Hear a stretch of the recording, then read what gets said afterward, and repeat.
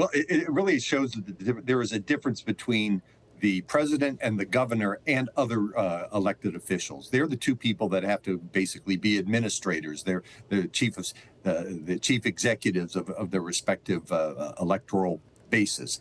And New Hampshire has a long tradition of electing Republicans and Democrats in opposite parties to those positions. So if you just go back in the last 20 years, John Lynch was a four-term popular governor here, a Democrat, even survived the 2010 Republican landslide. And Chris Sununu was able to do that. He was a Republican. He was able to survive the Democratic landslide in 2018 here. And so this year we have a Kelly Ayotte, former senator, pretty well known and liked within the state, was able to withstand the Trump win at the top of the ticket because she got a lot of that crossover vote from people that liked the way that Sununu governed. And I think governors in New Hampshire tend to govern in nonpartisan ways, much more focused on just making sure that the books balance, the taxes are kept low, and the economy's running. Saw some interesting ticket splitting in New Hampshire. A lot of people expected to see it around the country. Andrew, of course, we base our assumptions on what we saw in the last election, but it actually took place there. Kelly Ayotte, the Republican, former senator, won her race for governor of New Hampshire, even as Kamala Harris won at the top of the ticket. Is that just New Hampshire being New Hampshire? I think there is a lot to be said for that, but you can see this across New England. Phil Scott wins again, a Republican winning in overwhelmingly Democratic New York.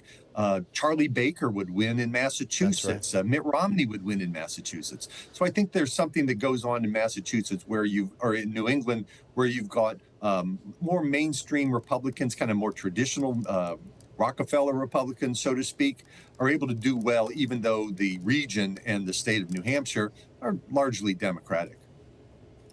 Well, so as we consider the wider region and the tighter margins we are seeing in 2024 for the victors, at least at the presidential level, when you compare what Biden did in 2020 against Trump to what Harris did against Trump this time around, I wonder if you think which of those is more indicative of the way things are going to go in the future, I guess? Was it just 2020 was a super high turnout election? There were higher vote tallies in total, and that ultimately that turnout is what made the difference? Or does this suggest that we might see more repetitions of 2024 in that the margins are getting tighter and tighter and tighter? I think you could see both. I think actually that 2020 was a record outcome for turnout. We haven't seen turnout like that. It was even more than the 1960 election, which has always been seen in the modern times as the highest turnout election.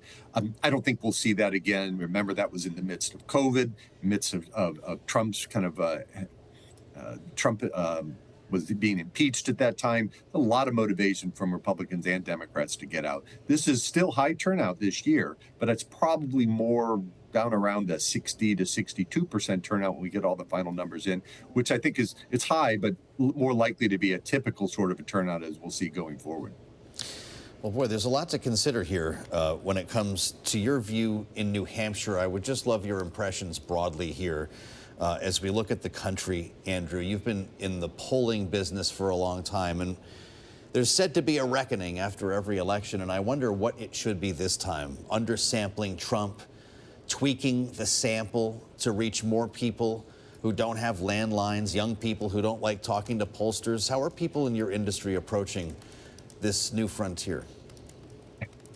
1,000 flowers are blooming is what I would start off with. The whole polling industry has been going through a paradigm shift in methodology for the last 5 years plus, similar to what happened in the time between the 1960s and 1970s when we moved from in-person surveys to telephone surveys. Those worked very well until the later part of the 2000s, when we saw response rates really plummet, where we're getting only about 5% response rates in telephone surveys.